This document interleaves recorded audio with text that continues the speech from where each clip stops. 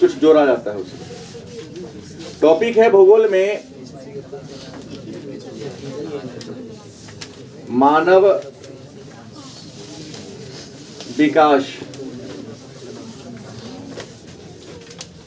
क्या पढ़ना है? मानव विकास, ह्यूमन डेवलपमेंट। कौन सा विषय हम लोग पढ़ रहे हैं? भूगोल। विषय का नाम क्या है बुआ? भूगोल। और टॉपिक का नाम क्या है? मानव विकास, ह्यूमन डेवलपमेंट। गलत कि सही? तो मानव विकास, मानव का मतलब होता है मानव का, अब विकास का मतलब क्या होता है? अग्रतर, मतलब आगे की ओर परिवर्तन। जीवन के सभी क्षेत्रों में आगे की ओर जो परिवर्तन हो रहा है, आगे की ओर जो बदलाव हो रहा है, उसी आगे की ओर के बदलाव को हम क्या कहते हैं? विकास कहते हैं। अब विकास क्या है, वृद्धि क्या है, विकास की अवधारणाएं कौन कौन है, विकास की अवधारणा मतलब विचारधारा कौन दिया, चर्चा इस पर करेंगे। तो सबसे पहला आपकी किताब में प्रश्न आता है, वृद्धि और विकास का मतलब क्या होता है? एक पहला प्रश्न हो गया, वृद्धि तथा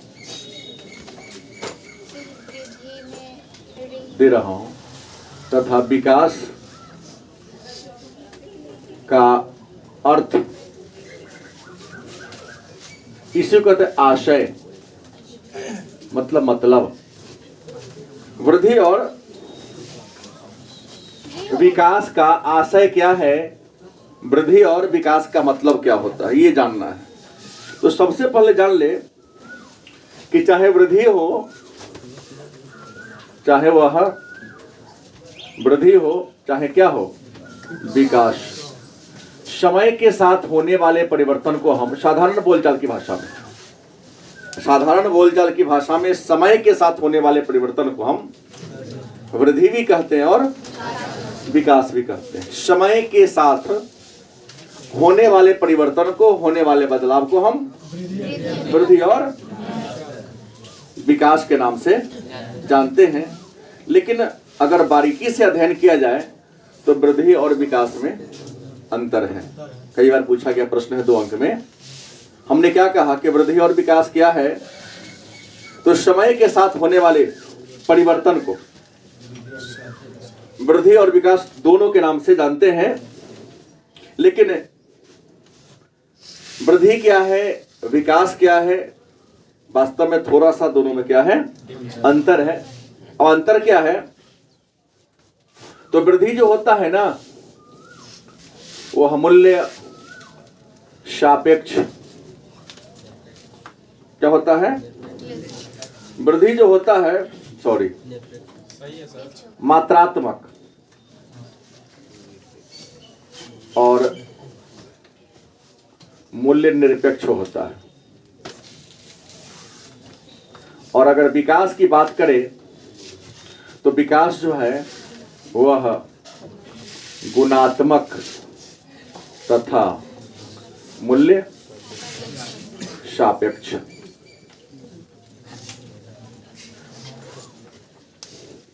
परिभाषा दोनों का होगा। वृद्धि क्या है? तो किसी व्यक्ति के व्यक्तित्व में मात्रात्मक और मूल्य निरपेक्ष परिवर्तन को वृद्धि कहेंगे। वहीं किसी व्यक्ति के व्यक्तित्व में गुणात्मक तथा मूल्य सापेक्ष परिवर्तन को क्या कहते हैं? अब है मूल्य निरपेक्ष का मतलब क्या होता है और मूल्य सापेक्ष का मतलब क्या होता है? आसान शब्दों में देखा जाए तो मूल्य सापेक्ष, जैसे मान लिया कि अभी आप सब 12वीं कक्षा के छात्र हो, नहीं, आपका उम्र 17-18 वर्ष है, लगभग, कहने के लिए 15 वर्ष नहीं, 17 या 18 वर्ष सबका रियल एज है। तो जिस क्लास में पढ़ते हैं उस क्लास के अनुसार सभी प्रकार की गुण आपके अंदर है, तो मूल्य सापेक्ष हो गया। उम्र के अनुसार, वर्ग के अनुसार आपके पास नॉलेज है, तो मूल्य सापेक्ष तब ना कहलाएगा। लेकिन अब है 12वीं के छात्र, रियल में यदि जांच कर लिया जाए तो 80% बच्चा ऐसा मिलेगा जो 10 के लायक भी अपनी योग्यता का धारण नहीं करते हैं। स्वीकार करे या ना करे हमको इससे मतलब नहीं है, लेकिन हम तो साधारण शब्दों में समझाने की कोशिश किया। मात्रात्मक मतलब कितनी मात्रा में, मात्रा क्या होगा, 2 किलो 4 किलो 5 किलो। और मूल्य निरपेक्ष मतलब जिस उम्र में है उस लायक आपके पास क्या है, दायित्व को समझ ही नहीं रहे हैं। अगर आते हैं जैसा अभी इसने कहे कि सर 7 पाठ हमने पढ़ा सुना लेकिन किसी ने सुनाया ही नहीं, मतलब आप निरपेक्ष हैं, आप अपने दायित्व को नहीं समझ पा रहे हैं। लेकिन आपको तो मैं पढ़ाया, आपका दायित्व बनता है, आपका फर्ज बनता था कि चलो यहां तक सुनाई हो गई है, हम खुद से याद करके आए कि करना पड़ेगा, बिना कहे क्या जी, अपने दायित्व को हम समझे और वैसे ही काम करें। उम्र के अनुसार, उम्र हो गई 18 साल, हरकत करोगे 10 साल का, निरपेक्ष हो गया ना सापेक्ष हुआ। तो वृद्धि क्या है, तो मात्रात्मक परिवर्तन है, मूल्य निरपेक्ष परिवर्तन है। विकास क्या है, तो व्यक्ति के व्यक्तित्व में गुणात्मक परिवर्तन है, और मूल्य सापेक्ष मतलब जिस उम्र में है उस उम्र के अनुसार आपके जीवन में सभी प्रकार के बदलाव हो रहे हैं। आपकी सोचने समझने तर्क करने की क्षमता भी आपकी उम्र के अनुसार ही है। सीधा कह देगा सर कहाँ का है तो होमवर्क याद करके लाने के लिए, अरे हम तो भोजन करने के लिए भी नहीं कहा, हम तो बहुत काम करने के लिए आप लोगों को नहीं बोलता हूं, लेकिन वो करते हैं कि नहीं। आप पढ़ने के लिए कहेंगे तब पढ़िएगा, बोलिए हम कहेंगे तब पढ़ेगा ही ना। तो ठीक है, आज से किसी काम को करने के लिए नहीं बोलता हूं, देखते हैं कौन काम नहीं करते आप। बाकी पढ़ाई छोड़ के सब काम करेगा, केवल पढ़ाई। तो वृद्धि और विकास मतलब जान गए, कोई दिक्कत। एक और है, वृद्धि की बात करते हैं तो ये धनात्मक और ऋणात्मक दोनों हो सकती है। वृद्धि की बात करते हैं तो यह धनात्मक भी होगा और ऋणात्मक भी होगा।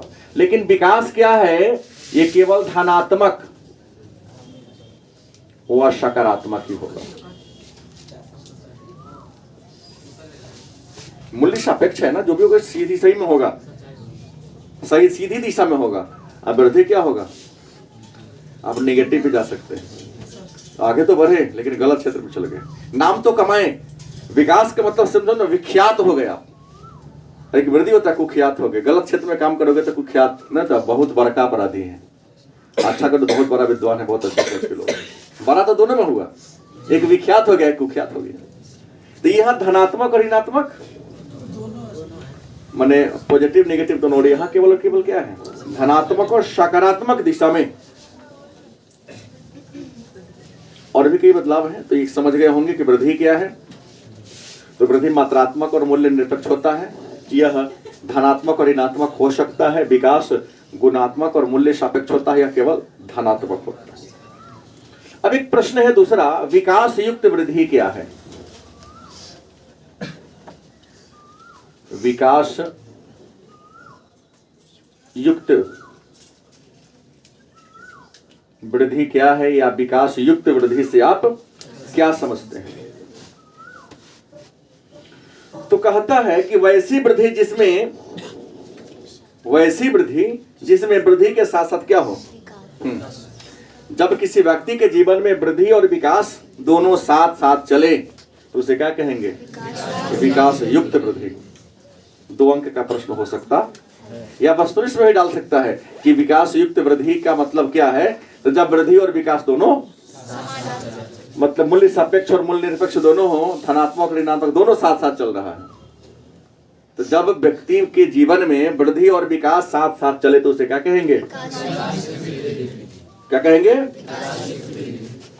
यह वृद्धि मात्रात्मक और धनात्मक दोनों हो सकता है, गलत सही। लेकिन यहीं पर एक प्रश्न कर देगा तीसरा, तो विकासहीन वृद्धि क्या है। अपोजिट कर दो, विकासहीन वृद्धि क्या है, अथवा विकासहीन वृद्धि से आप क्या समझते हैं। विकासहीन वृद्धि क्या है अथवा विकासहीन वृद्धि से आप क्या समझते हैं, प्रश्न हो सकता है। यहां हमने क्या विकास युक्त वृद्धि में क्या कहा कि जब वृद्धि और विकास दोनों साथ साथ चले तो उसे क्या कहोगे? विकास युक्त वृद्धि। लेकिन जस्ट उल्टा, जब विकास और वृद्धि साथ साथ ना चले, दोनों साथ साथ, आसान है नहीं याद करना। विकास युक्त वृद्धि क्या है? तो जब व्यक्ति के जीवन में वृद्धि और विकास दोनों साथ साथ चले तो उसे क्या कहेंगे? और विकासहीन वृद्धि क्या है? तो वृद्धि और विकास दोनों साथ साथ न चले तो उसे क्या कहोगे? विकासहीन वृद्धि के नाम से जानते हैं। तो एक अगला प्रश्न आता है, विकास की अवधारणा। विकास की अवधारणा। अवधारणा का मतलब होता है विचारधारा। अवधारणा का मतलब क्या होता है? विचारधारा। तो सवाल है, विकास की अवधारणा मतलब विकास कहेंगे किसे? विकास का मतलब क्या होता है? विकास के तत्व कौन कौन है? तो विकास की अवधारणा सबसे पहले कौन दिया, कब दिया? तो इस बात को आप लोग क्लास 10 में पढ़ा है कि विकास की अवधारणा 1990 ईस्वी में डॉक्टर महबूबुल हक ने दिया था, और यह पाकिस्तान के अर्थशास्त्री थे। क्लास 10 में इकोनॉमिक्स में आपने इसके बारे में पढ़ा है। तो विकास की अवधारणा कब दी गई?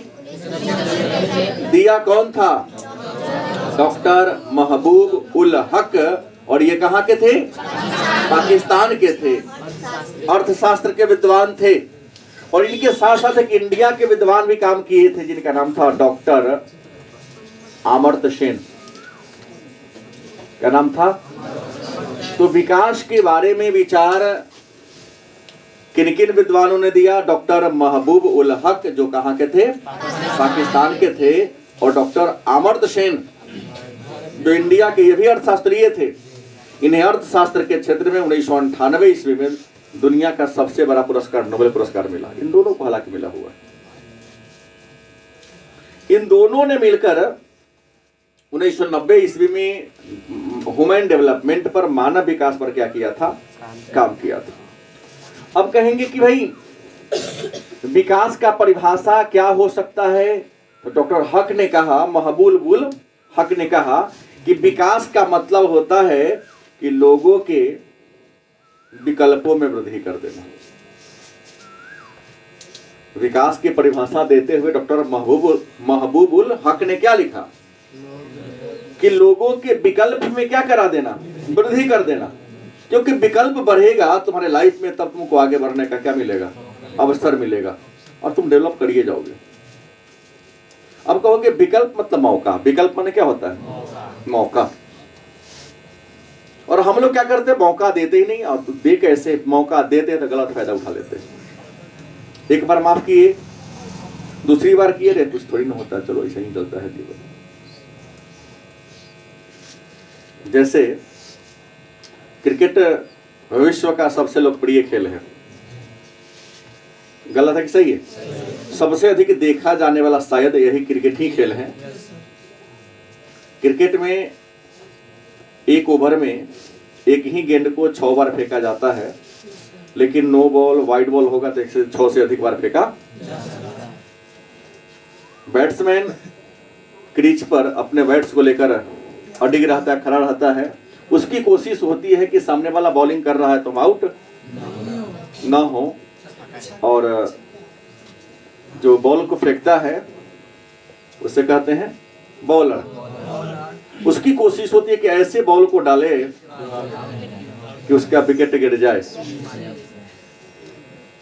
बॉलर ने बॉल डाला, बैट्समैन ने बैट्स को संभाला, खींच कर गया, कुछ नहीं हुआ। पहला बॉल 0 रन, दूसरा बॉल गिराया 0 रन, तीसरा बॉल गिराया 0 रन। लगातार कुछ भी नहीं अर्न कर पा रहा है वो। गलत कि सही? बैट्समैन से कुछ नहीं हो पा रहा है, लेकिन क्या वो हार मान लेता है? नहीं, अडिग दमा जगा हुआ रहता है। उसको मिला है 6 को विकल्प, क्योंकि जब तक वो कुछ करेगा नहीं तब तक वहां उसकी जगह नहीं बदलेगा, वहीं पर रहेगा ना। कम से कम एक ओवर में 6 बॉल फेंकाया, बॉलर ने बॉल डाला, अगर वहां आउट नहीं हो रहा है और दौड़ भी नहीं पा रहा है, चौका छक्का मार भी नहीं रहा है, तो जहां का वहीं अड़ा रहेगा। गलत है कि सही है? लेकिन हो सकता है कि छठी बॉल पर घुमा दिया छक्का, तो हो सकता है 6 बॉल का एवरेज मेंटेन कर दे। जीवन को इसी तरह मानना है। पहली बार असफल हो जाए तो हार नहीं मानना है, दूसरी बार भी असफल होते हैं तो हार, क्या पता कहीं लास्ट मौका में चौका या छक्का मार दो, तुम अपना रन रेट को मैनेज कर दो। हो सकता है, जैसे मैं एक उदाहरण दे रहा हूं, ये तो क्रिकेट का मैंने कहा, इसे कहते विकल्प कहते हैं। लेकिन इस विकल्प का फायदा कौन उठाएगा? नहीं, जिसके पास मौका मिलेगा नहीं, जो मौका का महत्व समझता है। आप लोगों जैसे नालायक बच्चे पर नहीं लागू होगा नियम। जो मौका का दुरुपयोग, सही बोल रहा हूं, बात बुरा लगे तो कोई दिक्कत नहीं है, टेस्ट के दिन आता ही नहीं, सुनाने के लिए तो याद ही नहीं किया, बात बुरा लग रहा होगा, सही बात है, लेकिन सही बात ऐसे ही करा होता है, करवा है, लेकिन सच है तो क्या करोगे? अभी तुमको हम पुला के कर ले, बाद में क्या होगा? जीवन में असफल होगा तो कहेगा सर पर भरोसा किए, डांटे ही नहीं हमको, कभी सही रास्ता दिखाए ही नहीं। ये बुआ है। मेरा कहना, विकल्प उसको दिया जाता जो समझदार हो, जो विकल्प का वैल्यू समझता हो। उसने समझा, छक्का मार दिया लास्ट में। दूसरी बात हमने कहा, हक ने क्या कहा कि विकास करने के लिए विकल्प को बढ़ाना पड़ेगा। आपके पिताजी बार बार आपको मौका दे रहे हैं, 10वां में खराब कर लिए, 11 ये दिए में होता, फिर आपको मौका देंगे, लेकिन लगातार मौका की तलाश करोगे तो कहां से मिलेगा फायदा? पिताजी तो अपना लाइफ जी लिए, झेलना किसको पड़ेगा? आपको खुद झेलना पड़ेगा, समझना पड़ेगा ना। तो लोगों के विकल्प में बढ़ा दो, उसको फायदा उठा ले, उसी को क्या कहेंगे? विकास। और अमर्त्य सेन ने क्या परिभाषा दिया? स्वतंत्रता में वृद्धि कर दो। विकास का मतलब क्या है? लोगों की आजादी को बढ़ा। आजादी मतलब क्या होगा? आपके जीने के तौर तरीका को बदल देना। लेकिन अगर आपको हम आजादी दे, हमने तो कहा ही, आजादी का डेफिनेशन ये हमारे बच्चे उठा लिए हैं कि पढ़ने आना है तो कोचिंग ना जाना है, मन होगा तो पढ़ेंगे, ना मन होगा तो ना पढ़ेंगे। आते हैं, नाश्ता पानी करते, भोरे भोरे स्टिंग लाला ले लेते हैं, सिगरेट पीते हुए चल देते हैं। ये आजादी का परिभाषा। पिता ने घर पे भेजा, पर ये कहानी केवल सिगरेट में लड़का ही नहीं, लड़कियां भी सीताड़ी में आगे बढ़ गई।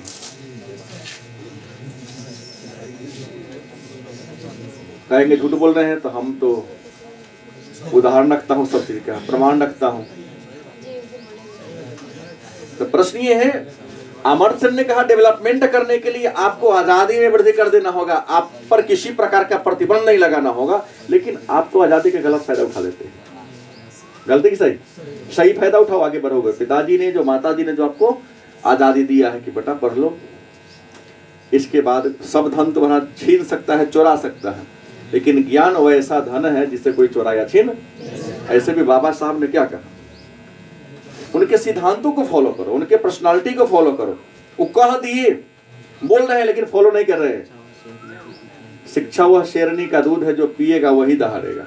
याद रखे हैं, लेकिन पीने का दूध को पीने का कोशिश नहीं करते। अगर पिएगा है नहीं तो फिर तो गुलामी पर करेगा। फिर भाई दहाड़ने के लिए, मंच पर गड़गड़ाने के लिए माइक को नहीं होता है, जो चदरा होता है फाड़ने के लिए क्या करना? नॉलेज आपके अंदर चाहिए। गलत कि सही? जब तक नॉलेज में नहीं रहेगा तो क्या करेगा? जाएगा तो नदी हाथी लेगा, बुलाएगा तुमसे नहीं, तुम्हारे अधिकार को कोई दूसरा यूज कर लेगा। इन दोनों का बात कहना जाने के, एक कहा कि आगे बढ़ना है तो विकल्प बढ़ाना पड़ेगा, और दूसरा कहा कि नहीं, आपको स्वतंत्रता बढ़ा देना होगा। दोनों ठीक है कहा, क्योंकि जब तक स्वतंत्र अपने लाइफ में नहीं रहोगे तब तक कुछ कर पाओगे। लेकिन हम तो देख रहे हैं लो मिडिल क्लास वाले आगे क्यों नहीं बढ़ते हैं? क्योंकि आजादी का दुरुपयोग कर ले रहे हैं। पिताजी का, माताजी का जो भावनाओं के साथ ये लोग पूरा खिलवाड़ कर दे रहे हैं। तो मानव विकास की अवधारणा मतलब विचारधारा कौन दिया? डॉक्टर महबूबुल हक। ऑप्शन में ना रहे तो अमर्त्य सेन। कब दिया? हाँ, 1990 में दिया। और याद रखेंगे, ये जो विकल्प है ना, तो हमारे लाइफ का या तुम्हारे लाइफ का ये स्थिर नहीं होता है, गतिशील होता है। हमारी विचारधारा या आपकी विचारधारा क्या स्थिर है? नहीं। क्या है? गतिशील है, जो समय के साथ बदलती रहती है। और समय के साथ जो खुद को बदल दिया वही आगे क्या होता है, बढ़ जाता है। अब सवाल है, तो इन दोनों विद्वानों के अनुसार विकास के केंद्र में कौन होगा? विकास के केंद्र में कौन है? तो मानव है। डॉक्टर महबूबुल हक के अनुसार विकास के केंद्र में कौन है? तो हम किसके विकास की बात करेंगे? मानव के विकास की बात करेंगे। तो मन में सवाल होगा, सर मानव विकास के पक्ष कितने हैं? एक आया प्रश्न 5वां,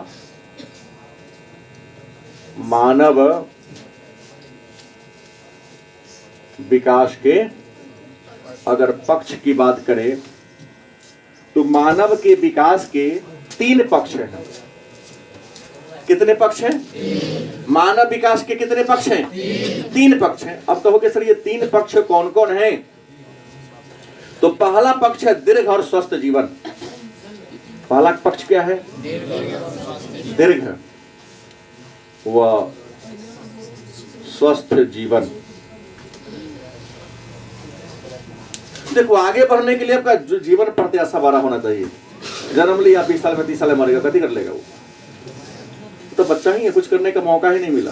आप बहुत लंबा उम्र है ही या तो बीमार है, तो बीमार व्यक्ति कुछ कर पाएगा नहीं। तो डेवलपमेंट करने के लिए, पढ़ने के लिए भी, सब काम करने के लिए आपका दीर्घ माने होता है लंबा, और स्वस्थ माने आपके शरीर में किसी प्रकार का रोग ना हो, क्योंकि रोगी व्यक्ति कुछ काम को नहीं कर पाएगा। बात हमारी समझ रहे हैं? डेवलपमेंट करने के लिए, विकास करने के लिए आपका जीवन क्या हो? स्वस्थ हो, किसी प्रकार की बीमारी आपके शरीर में ज्यादा ना हो, और आपका जीवन भी क्या हो? लंबा हो। जैसे भारत में अंग्रेजों के काल था, उस समय भारतीयों का जीवन प्रत्याशा मात्र 32 साल था। अब लगभग 70 साल हुआ, 69.9, हमने लगभग 70 कर दिया। दूसरा क्या है विकास करने के लिए? साक्षरता। बात वही हुआ, या शिक्षा हम कह सकते हैं।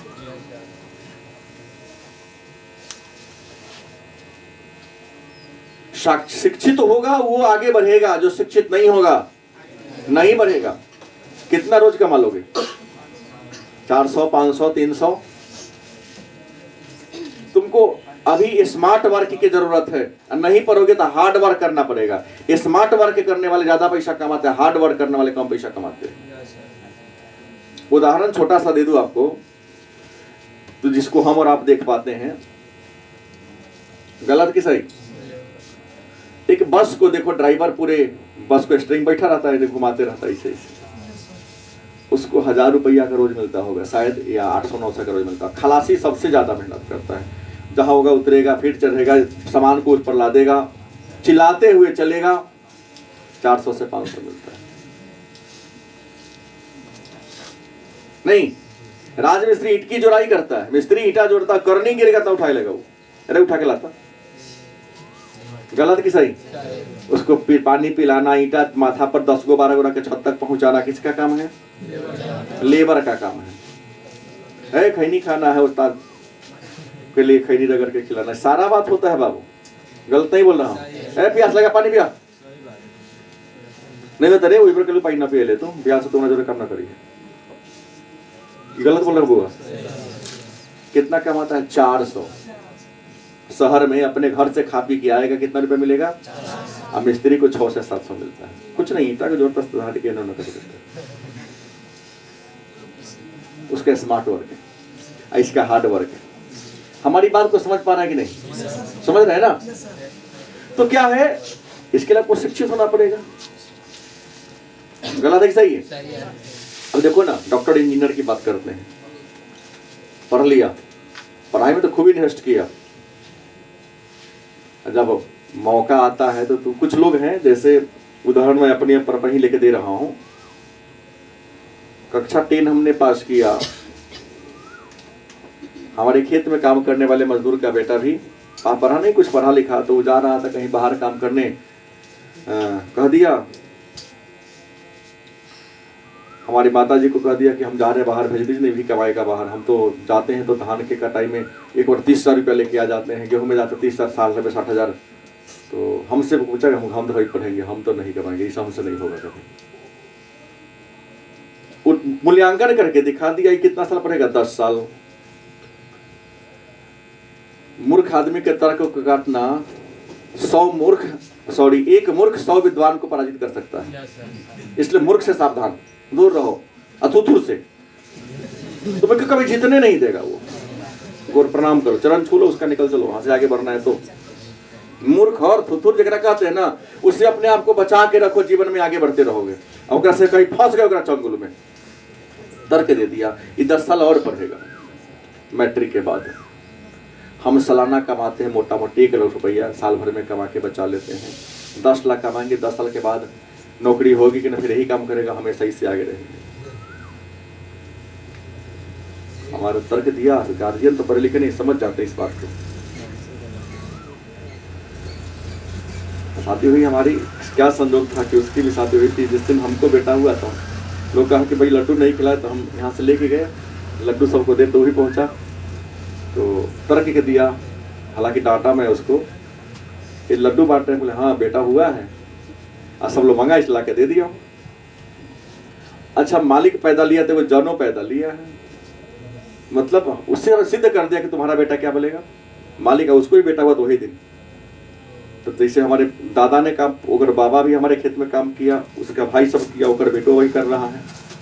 हम कहा इसलिए तुम नहीं पढ़ा, तुम्हारा बेटा पैदा लिया है, लेबर बनेगा या लेबर का मालिक बनेगा वो तो नहीं जानता, लेकिन तू क्या बना दिया? किसके अभाव में? शिक्षा के अभाव में। भविष्य तय कर देता है, जैसे 3 इडियट में दिखाया ना, थोपो नहीं बच्चा पर, बच्चा क्या करना चाहता है। लेकिन वहां आजादी का मतलब बच्चा समझा कि हमको फोटोग्राफर बनना है या ये जानना है, लेकिन आप उस आजादी का मतलब उल्टा लगा लेते हैं। चलो, तो शिक्षा बढ़ने के लिए आपको साक्षर होना होगा। और तीसरा, संसाधनों की उपलब्धता। किसकी? संसाधनों की उपलब्धता। हम पढ़ना चाहते हैं, पैसा नहीं हो पाएगा। संसाधनों की उपलब्धता, रुपया पैसा सब कुछ हो जाएगा, पूंजी उंजी सब आ जाएगा, इसी में आ जाएगा। लेकिन 2 नंबर का प्रश्न हो सकता है, मानव विकास के कितने पक्ष हैं? 1 नंबर का पक्ष का नाम बताइए। हाँ, क्लियर? सारे बच्चों को बात समझ में आ रही है? अब सवाल अगला है, पूछा भी गया था कि मानव विकास के स्तंभ, मानव विकास के स्तंभ, स्तंभ माने खंभा, अंग्रेजी में पिलर। स्तंभ मीन्स क्या होता है? खंभा। अंग्रेजी में क्या कहते हैं? मानव विकास के कितने स्तंभ हैं? तो आपको बता दें कि मानव विकास के 4 स्तंभ हैं। मानव के विकास के कितने स्तंभ हैं? 4। पहला क्या है? क्षमता। पहला क्या है? क्षमता। दूसरा क्या है? सतत पोषणीयता। सतत पोषणीयता। तीसरा क्या है? हाँ, उत्पादकता। और चौथा क्या है? हाँ, चौथा होगा सशक्तिकरण।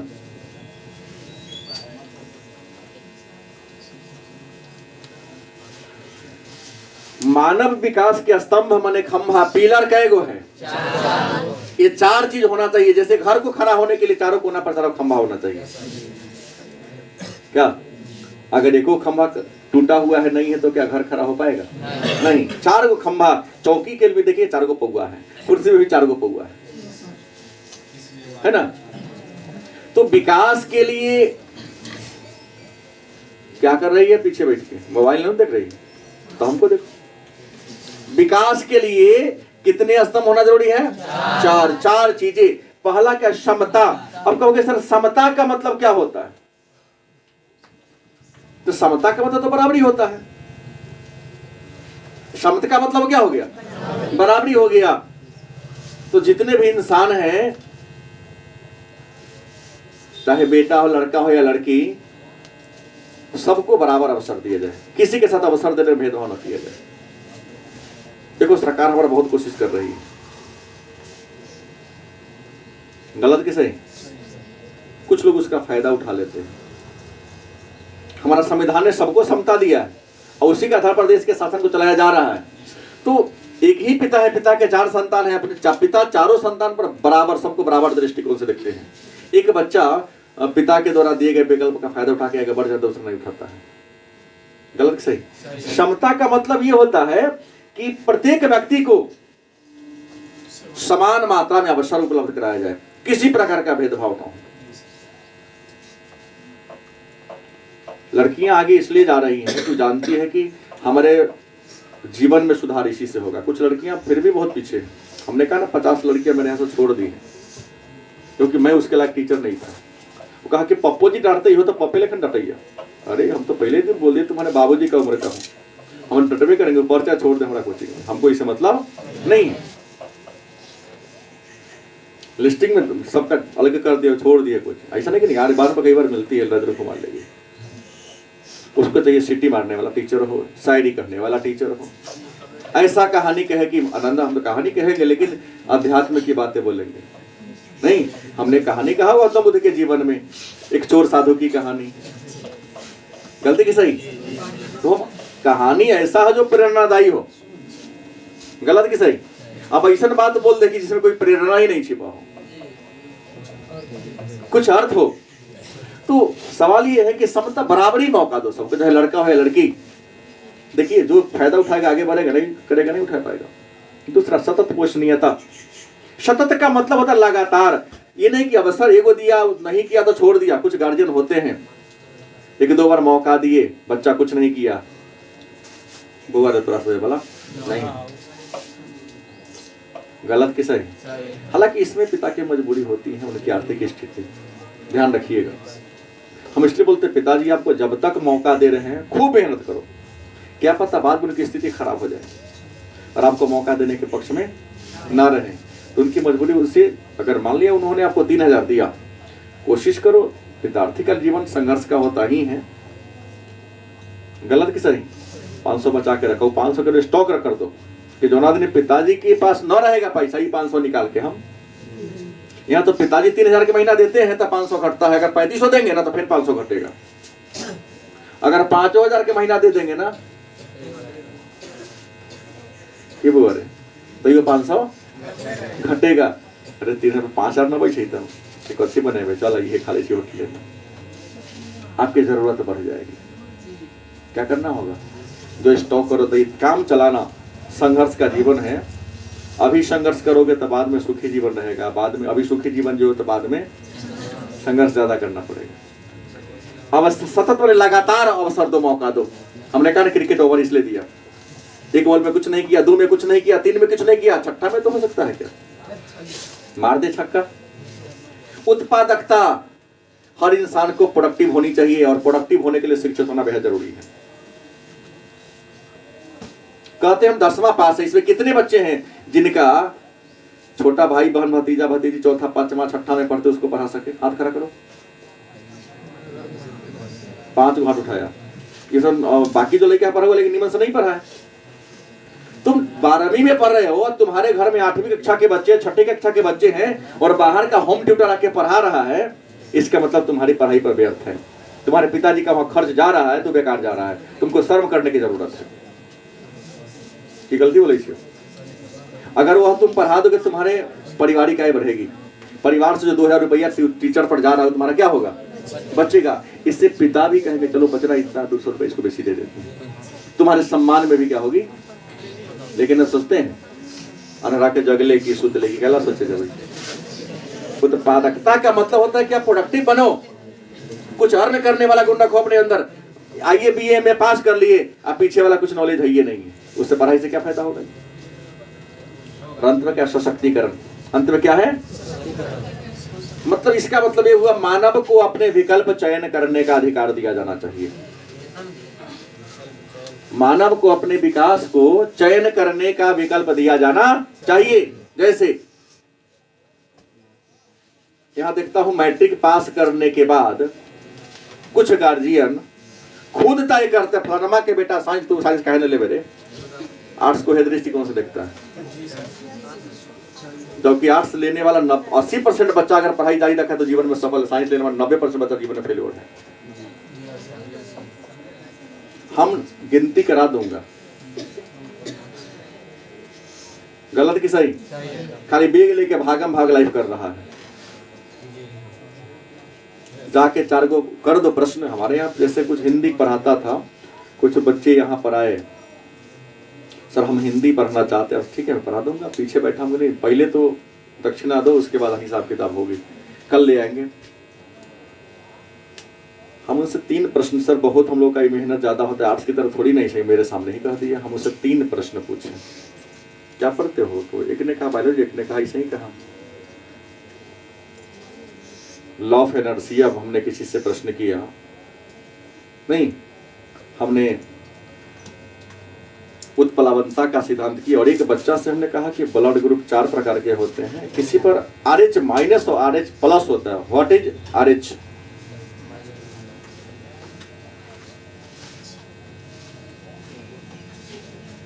नहीं जवाब दे। सर ये नहीं हुआ। अरे तुम्हारा हमारे यहाँ तो आया दिसंबर में, फरवरी में परीक्षा होगा, ये भी टॉपिक पढ़ाई नहीं हुआ। कल से आना ही छोड़ दिया। क्या करता है पीछे जाके, गुरु जी शायद बोलते भेज रहे, खूब ताली बता, सीटी मारता है।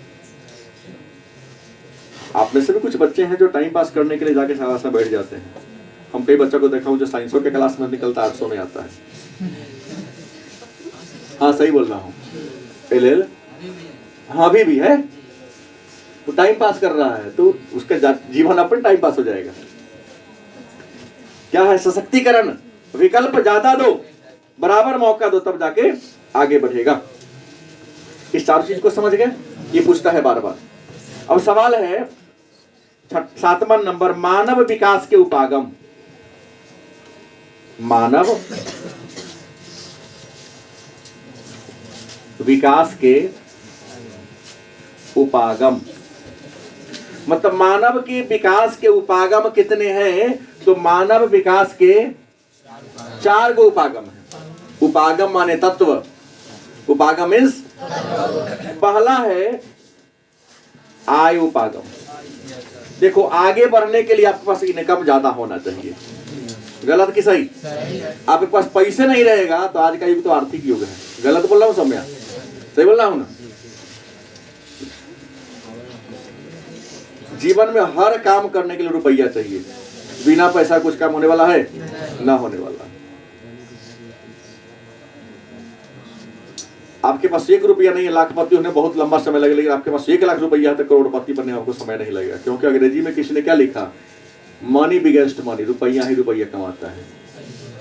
ये शांत एक फेस होता है केवल। अब बुद्धियो तब काम करेगा जब पल में रुपया होगा। कितना होशियार है, अब पल में पैसा ही तो दुनिया का सबसे बेसी बुर्बक। वो देखा तो मोबाइल से बतियाई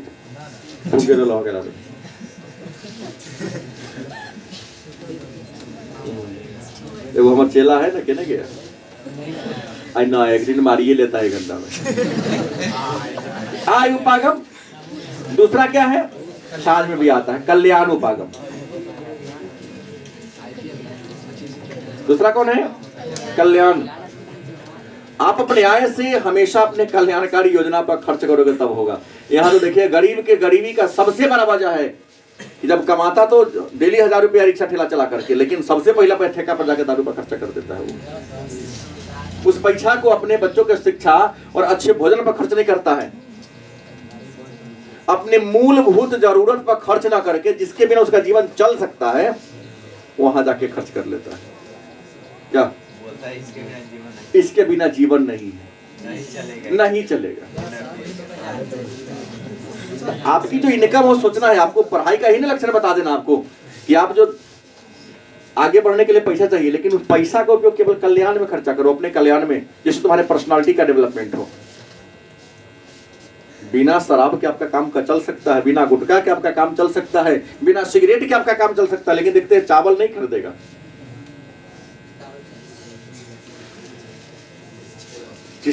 जिससे आपके हेल्थ को किसी प्रकार का फायदा नहीं हो रहा, वहां आप इन्वेस्ट पहला कर देते हो। तीसरा क्या है? आधारभूत आवश्यकता उपागम। आधारभूत आवश्यकता उपागम। देखो जीवन में आगे बढ़ने के लिए कुछ ऐसे चीज हैं जो आपके विकास में आधार का काम करता है, जैसे शिक्षा, परिवहन, संचार, स्वास्थ्य, बिजली। अगर आपको आगे बढ़ना है तो आवागमन के साधन बढ़िया होना चाहिए, बिजली 24 घंटा होना चाहिए, सड़कें अच्छी होनी चाहिए, संचार की सुविधा चुस्त दुरुस्त होनी चाहिए, गलती की सही, पर्याप्त मात्रा में भोजन मिल चाहिए, मेडिकल फैसिलिटी होनी चाहिए, गलती की सही। ये रहेगा तब डेवलपमेंट करेंगे, नहीं रहेगा तो कर पाएंगे क्या? नहीं। तो ये है आधारभूत, जो जीने का आधार प्रदान करता है। जीने के लिए जरूरी है भोजन, वस्त्र, आवास, शिक्षा, स्वास्थ्य। जिस देश में ये सब होगा प्रचुर मात्रा में, नहीं, आज भी अपने देश में आते हैं चुनाव प्रचार में नेता लोग, तो मैं आपके मूलभूत जरूरतों पर फोकस करूंगा। अरे आजादी के 70 साल से ऊपर हो गया और ये मूलभूत पर काम करेगा। और लोग बड़ी प्रसन्न है 5 किलो लेके, लगता कि जुग जीत लिया। हाँ बड़ी, हमने कहा ना कि 500 रुपया खैरात लेने के लिए 1200 रुपया कमा देता है ऐसे महापुरुष हमारे समाज में। 400 के रोज कमाता था, 1200 रोज का इनकम हो गया, तो 500 खैरात लेकर लगेगा कि सिकंदर बन के हम ले लिया पर इन्होंने देखा कि 4 दिन के मजदूरी मेरा गया है। हाँ, उठना पड़ेगा, खैरात खाने से क्या करना पड़ेगा? आगे बढ़ने के लिए खैरात को क्या करना पड़ेगा? त्यागना पड़ेगा। और यहाँ खैरात के लिए रियल उसे 20 रुपया कमा देते हैं, नहीं।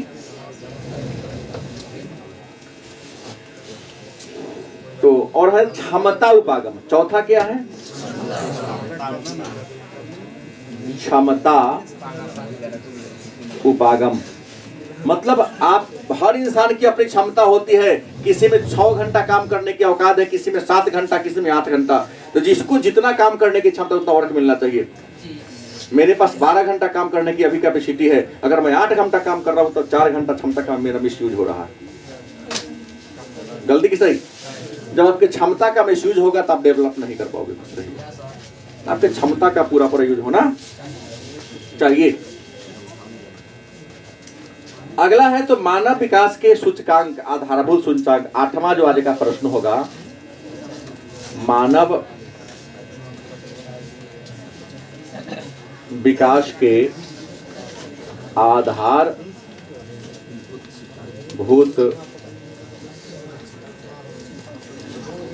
मतलब मानव विकास के लिए आधारभूत सूचकांक कौन कौन हो। तो हालांकि हम चर्चा पहले ही कर दिए थे।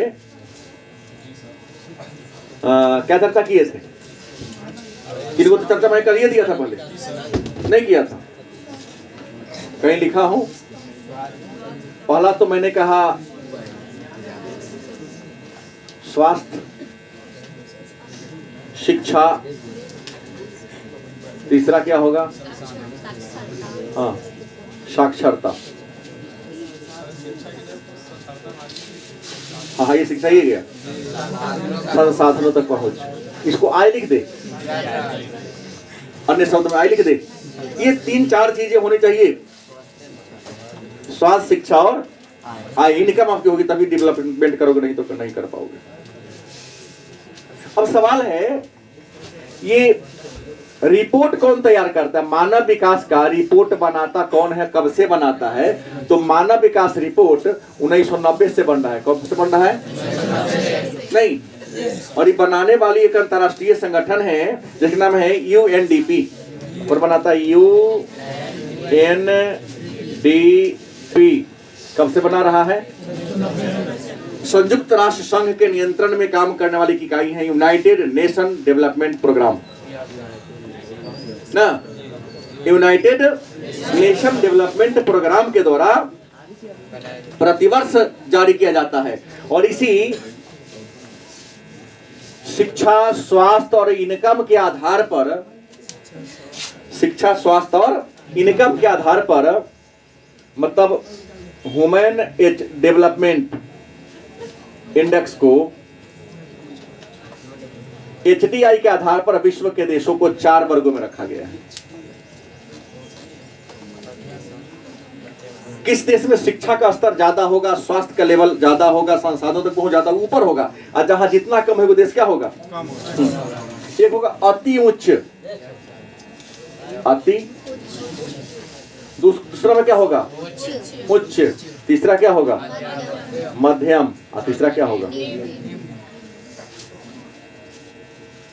मतलब मानव विकास रिपोर्ट तैयार करती यूएनडीपी, और यूएनडीपी ने मानव विकास के आधार पर विश्व के देशों को कितने वर्गों में रखा है, और मानव विकास में का जो लेवल है वो 0 से लेकर 1 तक होता है।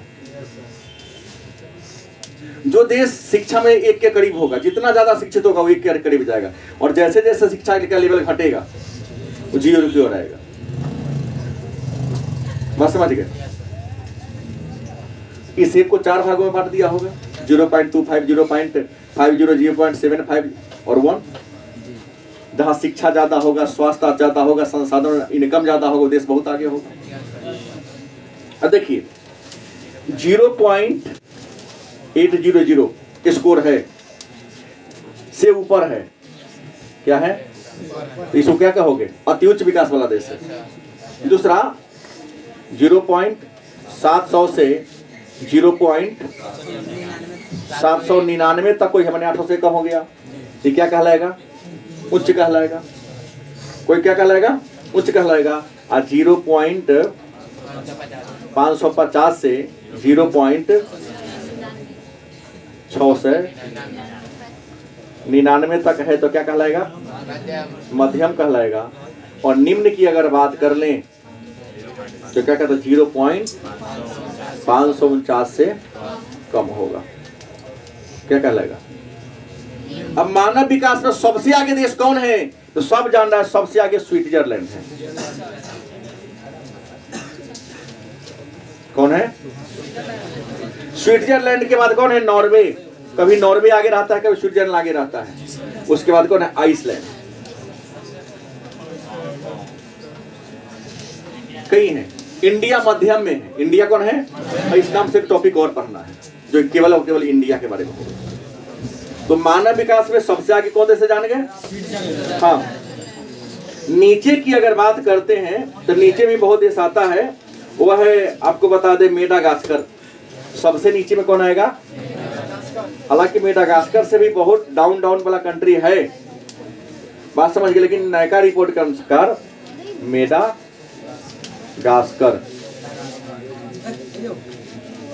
और भारत की बात कर ले कि मानव विकास में भारत का अंक क्या है, तो भारत का अंक है 0.633।